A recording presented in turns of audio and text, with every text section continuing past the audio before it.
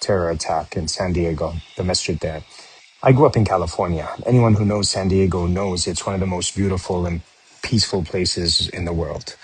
So for something like this to happen there at a masjid, at a place where people come to bow their heads before Allah subhanahu wa ta'ala, tells you the reality, tells you something very painful about where we are or where we've arrived as human beings today.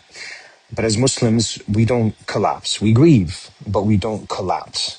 And we mourn, but we don't lose our compass in the process. Because spiritually, we're people who know that nothing escapes the decree of Allah at the end of the day. And for the believer, the akhirah is always better than this dunya. And Amin Abdullah, brother Amin, did not die as a forgotten man and will never be forgotten, inshallah. He died as a martyr, as a believer. He died protecting one of the houses of Allah. And he died while calling a lockdown that, as we've heard, by the permission of Allah, prevented this strategy from becoming a lot worse.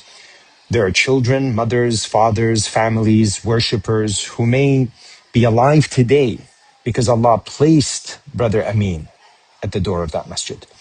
So we ask Allah to receive him amongst the shuhada, to raise his rank, to pour patience upon his family, and to replace their pain with light that only He can give. To his family, I want to say, be patient, but not because your pain is small, but be patient because your Lord is great. Not because your pain is asghar, but because Allahu Akbar. Be patient because the one who was taken from you was not taken into nothingness.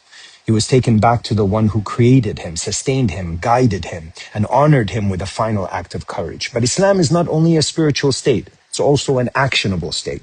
So yes, our hearts are at peace with Allah's decree, but kid you not, our hands must take the means. We must protect our masajid. We must demand accountability. We must confront hatred, bigotry, and Islamophobia before it turns into blood on the carpet of our or other places of worship. Tawakkul doesn't mean we leave the door unlocked. Tawakkul means we trust Allah while doing everything Allah has commanded us to do and is in our capacity to do. So may Allah subhanahu wa ta'ala protect our communities. May Allah subhanahu wa ta'ala heal the wounded.